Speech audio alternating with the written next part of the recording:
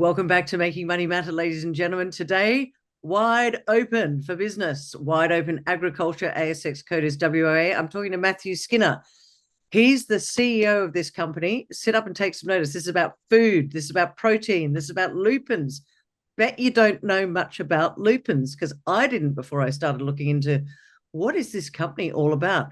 Fascinating. We all need food. We all know that protein's really good. They've just done a capital raise. So I've asked Matthew to come on and have a chat to educate us about this market and why right now is an important time to be sitting up and taking notice of Wide Open Agriculture. That's the company. Matt, good to see you. Thanks so much for joining me today.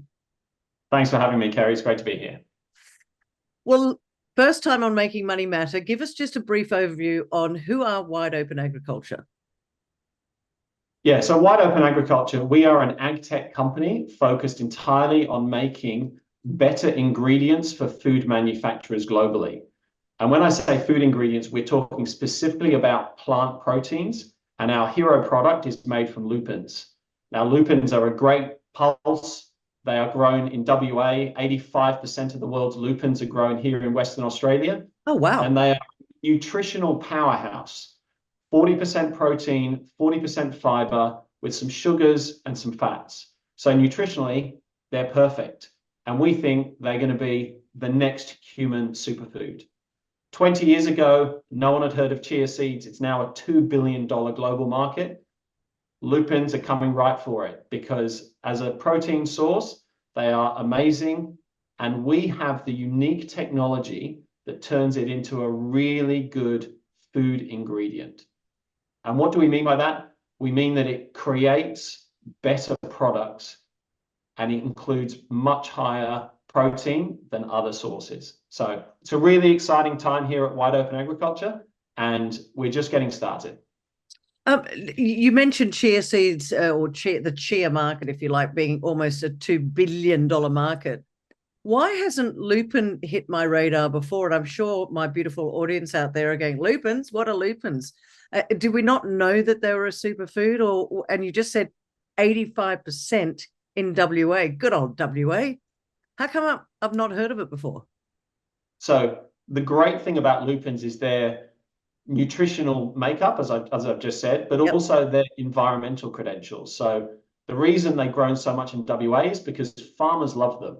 And they love them because they take nitrogen out of the air and they put it in the soil so that it's available for the crops that are planted after the lupin is harvested.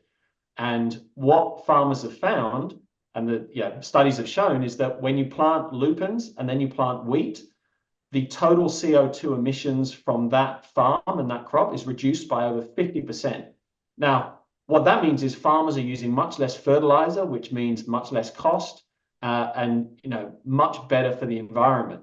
And so lupins are this great crop. They also add protein to the future wheat crop. So farmers love them. The problem is that lupins taste horrible in their That's why I haven't heard about them, because they're horrible. That's why you haven't heard. They're very bitter and they're very coarse. And so they are used primarily as livestock feed. And so cows, sheep, pigs, horses love lupins. And that's been their biggest challenge in turning them into human food, is getting rid of that really bitter taste. And what we have at Wide Open Agriculture is the technology to not only get rid of that taste, but also improve some of the performance characteristics of lupins when you turn them into a food ingredient. So we talk about three different characteristics. One is solubility. So our technology improves the ability of lupin powder, lupin protein, to dissolve in water, which is really helpful for a lot of food applications like plant-based milks, which are traditionally very low in protein. So number one, solubility. Number two, emulsification. So think of your egg in your cake batter. Think how it creates that nice creamy texture. Yep. That's what lupins can do in food recipes. So again, they make this really exciting emulsification product. And the third characteristic we talk about is gelation. Now, gelation is the ability to bind with other ingredients to create structures. So an example here would be a vegan cheese. Now, typically a vegan cheese is tapioca starch or cornstarch and oil. So no protein, very little nutritional value. Right. What we can add is not only adding protein into that cheese, which makes it much healthier, but that binding ability of lupins creates a cheese that is sliceable, grateable, and meltable. So our technology not only provides a protein addition to a product, but it creates really interesting characteristics that food manufacturers can use to their advantage. Does anyone else have this technology? Because you said 85% of lupins are in WA. You're in WA. Anyone else have the tech that takes it from that bitter, nasty thing to make it into a human superfood? We are the only global lupin protein isolate manufacturer in the world. So we have the exclusive rights to this technology, and we are the only ones who can actually provide this lupin product to food manufacturers. So we have a very exciting market position at the moment, and it's a really exciting time here at the company. But Matt, is it hard? We talked again. We said about the Chia market before, and I remember years ago I was like, "What is a Chia? What is Chia?" And now it seems to be everywhere. Is it hard to get people to understand what lupin is? Like, because it sounds to me like you're just getting started almost. Yeah, look, it is bringing a new product to market in some areas. Now, there are lots of people globally using lupin flour and a lupin concentrate, which is a lupin product with much lower protein levels. And there are people using it. It's not really in the mainstream just yet. But in Europe, particularly, the company that we purchased or the company's assets we purchased in October in Germany, they had a lupin yogurt that was on sale for 10 years in Europe. Ultimately, that business wasn't successful, but people understand lupins and lupin protein. And so that is speeding up our traction in some markets, notably Europe. And the US is very forward thinking in terms of what's new and what's interesting. And they're really looking for the next wave of plant proteins. And we're right there. We are attending an ingredients fair in Chicago early July, where global ingredient manufacturers and food manufacturers will be attending, looking for the better.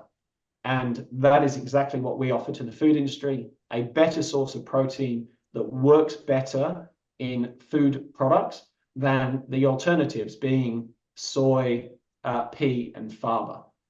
We think our product is superior to those. And as you say, we're working with a lot of different companies, but the sales cycle in the food industry is slow and it's long because people want to be sure products are safe and they taste good. And so it's a long sales cycle, but we're working really hard with a lot of different companies, and we're excited about what's coming in the future. It's okay, Matt. I talk to the mining companies and they take up to 10 years to bring a mine to market. So 6 months, 12 months, that's nothing. Where do you source your supply from? Because right at the start you said lupin has been used to feed the cattle, the sheep, the pigs. Are the farmers willing to go, right, we'll give it to you? Is there a different price point if they give it to you? Like, where are you sourcing supply from and how do you scale it? Yeah, so we actually have different sources. In our primary sources in Australia, Western Australia grows, I think, about 900,000 tons of lupins a year.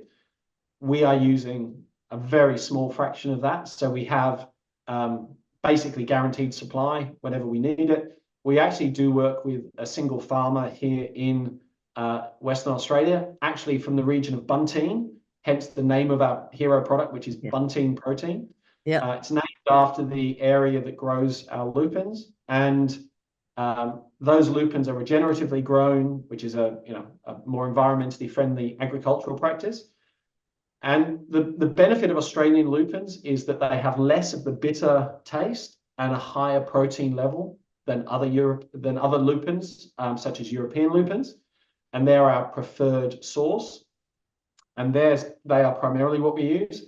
But we also have some European customers who want European lupins manufactured in Europe, sold in Europe. And so we have access to European lupins as well.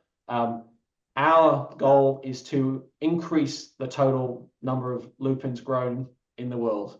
That's part of our aim. It's a big call, like, because look, you've just recently done a cap raise, deeply discounted. Why? Yeah, look, it was. Hope that's Yeah, okay to ask, but look, I've been looking at the share price, looking at your market cap, going, what's going on? Yeah, look, it's been a really challenging period at Wide Open Agriculture. I think it started in April last year when we were suspended by the ASX for 6 months because of our unwillingness to name Saputo Dairy, who were going to be our partners to make a manufacturing facility in Victoria. And that's dented the confidence of shareholders because we were suspended for so long. Added to that, we had, when we did a capital raise in October, we knew that we hadn't raised enough money, and we then needed to sell or dispose of the Dirty Clean Food business. It was revenue generating, but it was loss making, and it was also burning cash. And so we were really looking to raise money from the sale of Dirty Clean Food. Ultimately, we weren't able to get an external sale for that, and therefore had to sell it to the ex-CEO. But that confluence of events resulted in our need to raise funds to really give us the runway to execute on our sales plan. And so it came when the time came to do the raise, markets were not favorable for us particularly, but for small caps in general. And therefore, we had no option but to do a very discounted raise, which was painful to a lot of shareholders. We understand, but it's given the company the lifeline to continue and develop this product into what we know it can be. All right. Raising the funds, great. Use of the funds, because I think shareholders will be looking at it and going, all right, where's the value going to come from? I mean, if I'm a current shareholder, or if I'm someone looking at it going, wow, just did a deeply discounted cap raise, could be a good time to get in. Not financial advice, ladies and gentlemen, do your own research. But I just want to dig into that a little bit more, because what I want our audience to understand is where you, Matt, see the growth and the shareholder value as we head into the second half of 24. Yeah, absolutely. So right now, Wide Open Agriculture is valued at below asset value. We completed the acquisition of the factory in Germany and related inventory and assets for $4.2 million in October. And our current share price puts us somewhere around $3.5 million. Wow. Now, that values the IP portfolio that we have at obviously zero. And so from a pure investment perspective, I believe it's a really cheap deal right now. Now, what does the future look like? Well, what are those funds going to be used for? It's going to be used for two things. Firstly, it is the execution of our sales strategy to get products on market that consumers can buy. We have 8 products already for sale across the US, Europe, and Australia. So we have products in market.